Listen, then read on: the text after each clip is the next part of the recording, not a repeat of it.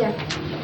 Para pemirsa Mutiara Iman yang berbahagia, pada kesempatan kali ini saya sudah menyampaikan di statement yang pertama bahwasanya amalan-amalan di bulan Zulhijjah merupakan amalan yang paling utama karena termasuk dalam kategori bulan yang dimuliakan oleh Allah Subhanahu wa Ta'ala. Maka dari itu saya secara pribadi mengajak diri saya sendiri dan beserta seluruh Mutiara Iman yang dimana ditayangkan pada Kompas TV, seluruh pemirsa yang ada di seluruh Nusantara agar senantiasa melakukan perbuatan-perbuatan amalan-amalan di bulan Dzulhijjah ini.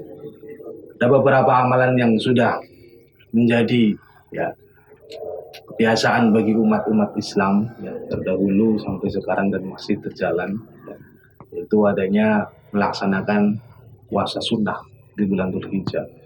Mana puasa sunnah ini bisa dilakukan dari awal sampai bulan 10. Kemudian utama bulan puasa di bulan Dzulhijjah ini itu pada tanggal 8 dan 9, yaitu puasa Tarwiyah dan Arafah. Di mana memang pada saat itu sangat dianjurkan bagi orang muslim yang tidak menjalankan ibadah haji.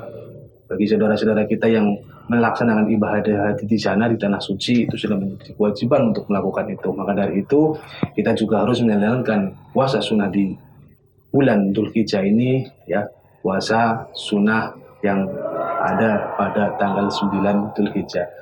Ada beberapa hadis atau ayat yang menerangkan bahwasanya puasa Arafah tanggal 9 Dzulhijjah dapat menghapus dosa setahun yang lalu dan setahun yang akan datang.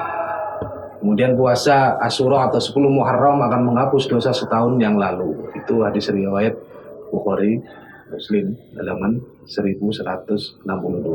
Tapi banyak ulama yang mengkritisi bahwasanya hadis ini adalah hadis yang dhaif, sehingga tidak menjadi ukuran bagi kita melakukan sebuah amalan-amalan yang memang menjadi keuntungan bagi manusia, khususnya bagi umat Islam melakukan puasa sunnah, tetapi pahalanya lebih besar daripada perbuatan yang selama 1 tahun.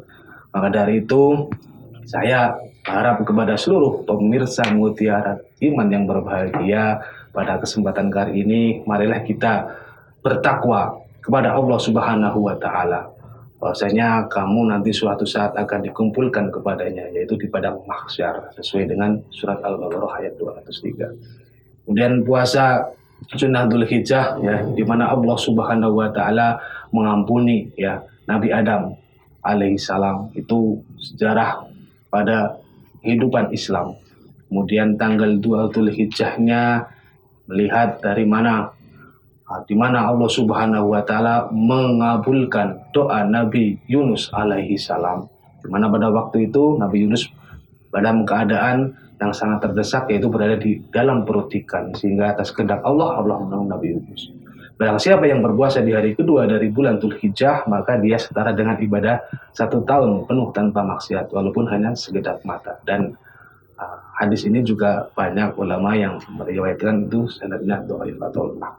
Kemudian pada hari ketiga di bulan Dzulhijjah, di mana Allah Subhanahu wa Ta'ala mengabulkan doa dari Nabi Zakaria alaihissalam. Dan barang siapa yang berpuasa di hari ini, maka Allah mengabulkan doanya. Kemudian memasuki ke-4 bulan Dzulhijjah, di mana hari dilahirnya Nabi Isa alaihissalam, dan barang siapa berpuasa di hari ini, maka tidak akan menimpa kefakiran baginya, Dan juga ayat ini banyak yang kontroversi, walaupun ada yang mengatakan dhaif, tadi juga ada yang mengatakan hasan. Kemudian hari 5 Dzulhijjah, di mana Nabi Musa alaihissalam berpuasa di hari itu, maka dibebaskan baginya sifat munafik dan adab kubur.